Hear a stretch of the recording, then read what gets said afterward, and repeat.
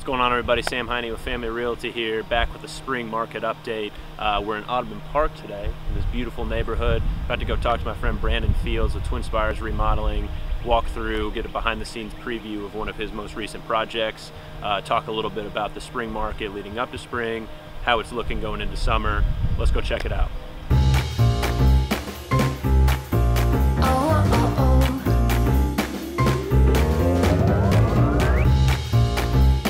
All right, everybody, so as promised, here today with Brandon Fields with Twin Spires Remodeling, deep inside the belly of one of their most recent projects in the Audubon Hill neighborhood, one of my personal favorite neighborhoods, and a really cool spread, man. I appreciate you having us out for the April market update. No, thanks for having me. Appreciate it, man. Yeah, that's a big project for us. Yeah, absolutely. And it's a crazy market out there, and I thought it would be interesting to pull you in as, you know, from a different perspective, you know, realtor side, remodeler side, Sure. Total sellers market out there. And I think the big conversation today is, should I sell my home or should I remodel my home? And Right. I'm sure you're hearing that from your clients. I'm hearing that from my clients. It's a little bit easier to sell a home right now for top dollar if you're looking to sell or looking to upgrade your living space, but a little bit harder. It might take you a little longer on the buying end. So it's worth looking at those extra options. Yeah, I mean, we have several clients that looked to move for months on end because they saw that initial number that they could sell their house for. Well, how could I not find something else? And, you know, you just can't put that puzzle together, you know. And then the couple clients that have found another home, they got in a bidding war and didn't even get it. Right. So we've been, I mean, anytime you can stay in your existing space and not do a room addition, you know, rework with what you have when you're not doing foundation and stuff, you're going to get a better deal, better pricing, and more bang for your buck. And we've really spent a lot of time kind of reverse engineering some houses so people could stay there. This is a great example of it, and not have to make that big move in this crazy time. Right. Well, and that's the big thing is, like, you know, you're going to get a lot of bang for your buck if you're putting your house on the market right now, but there's that unknown of, well, what do I do after the fact? Am I going to be spending into some of that premium via rental property in the process of finding the next spot?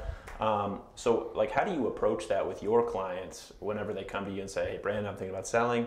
I want to size up what it might look like to remodel. Sure. You know, what are the pros and cons there?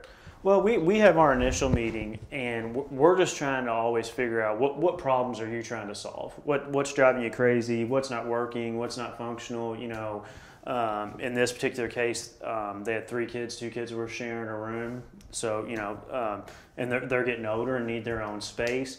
And everywhere they look, you know, just the numbers didn't work out. So our main goal is what are we trying to solve? Okay, once we're all on the same page about that, can we solve it inside the existing footprint? If we can't do that, can we solve it with an addition? And then we start running numbers, you know, what makes the most sense? Because the flip side of everything's going so high, well, I could sell my price for this, well, you can also refinance for that. Right. So you have more equity probably than you've ever had available for a project. So sometimes, you know, we have room additions that would not have made sense just a year ago that make sense now. So we have a couple of those going on. But right now, with the way the market is going up for the sellers, but you can't find anything, if you can stay inside your footprint and kind of re-engineer what you're doing now, I mean, you can really get some bang for your buck. Right, yeah. And for anybody that's thinking about selling out there, we're not trying to convince you one way or the other. Sure. We're trying to put the information in front of you so you can make that decision for yourself. And sometimes somebody wants to sell and their dream neighborhood, you know, maybe they live in Germantown, they're trying to get over to Indian Hills. And so in that case, you can remodel a Germantown house all you want. It's not going to put you in Indian Hills.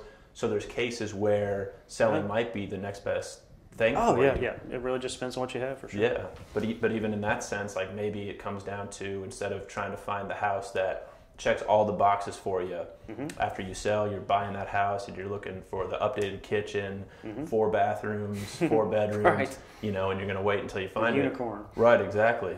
Another option would be to sell the house, buy a new house in the area that you're looking for that might not have all of the bedrooms, all the bathrooms, and then having the conversation of remodeling. Exactly. You know, how can I help fit that to my ideal space? We have a client right now. We do what's called a project discovery agreement, where the clients enter into agreement with her. We start doing drawings.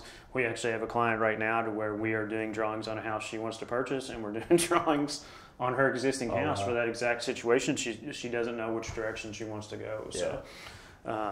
And that just comes back to, she's in a lucky situation because it's actually an inherited piece of property, so she has some time, and she, you know, she can make some different decisions. Fortunate. But she really, you know, it's not black and white like it usually is. You know, what's the best move right now? Yeah. And in this, it's really hard to compare apples to apples on so many different things. So obviously, we're trying to solve the problem, but like for an example, on a kitchen. We bid kitchens all the time. They'll want to be $50,000, $60,000, $70,000. Well, the $70,000 kitchen and the $50,000 kitchen, if you and I or anybody else was to walk into that space, they never know the difference. Yeah. The difference is, well, you upgrade it, you got the 36 or 48 inch range instead of the 30. You know, it's things, you know, that are kind of the Lexus versus Toyota. Am I going to stay here? What am I getting out of it? Type stuff, and you know. We're going to do quality materials either way, but when we're sitting there, appliances especially, is this really going to make the house worth more money? Right. Probably not. Let's get a nice piece in here, you know, let's make it really functional, but we don't need the wool, for et cetera, or, you know, whatever those options might be. So we're not going to take away from the overall feel. You know, you want it to feel new, you want it to pop, you want it to do all those things, but we're going to try to cut corners, and not in a quality way, but just in a kind of managing expenses way, so that you get the biggest return on your investment. Right. And I remember talking to you about this in a past conversation, and I've seen it up close, especially in a market like this, but kitchens, bathrooms, basements, you know, a garage out back if it doesn't have a garage, putting those kind of things in place with a plan to sell over the next few years, typically you're going to get more out of the house by putting the money into the house in those ways. Yeah, that's what you're right. You've got to be smart about it. You know, everybody says, well, your front door, you get 100% back on it, you know, and all those different things.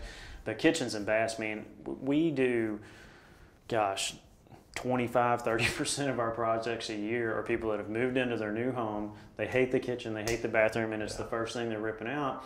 And before this market, not currently, they would brag about how, you know, they made a offer less than asking because these were, you know, these updates had not been dealt with yet. Yeah. And then I guess bringing it back to the real world, what we just talked about, explain a little bit about what the situation is in this remodel right now with your clients that you're working with. Yeah, it was just space like everybody else. Growing family, 3 kids, 3 bedrooms. You know, so obviously 2 kids were sharing.